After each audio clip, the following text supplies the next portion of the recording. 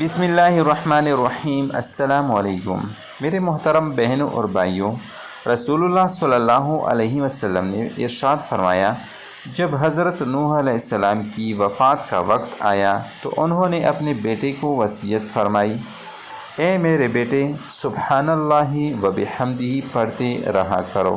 اس کی برکت سے اللہ تعالیٰ اپنے مخلوق کو رزق عطا فرماتا ہے۔ 5 خوبصورت احادیث۔ جو شخص ہر وقت باوضو رہے گا اس پر جادو کا اثر نہیں ہوتا۔ سود اور حرام کھانے والے کی دعا قبول نہیں ہوتی۔ ہر فرض نماز کے بعد آیت الکرسی پڑھنے والے اور جنت کے درمیان صرف موت ہے۔ جس نے اپنی نمازوں کی فکر چھوڑی، اللہ نے اس کی فکر چھوڑ دی۔ اللہ اس شخص کو آباد رکھتا ہے جو حدیث سن کر دوسروں تک پہنچائے۔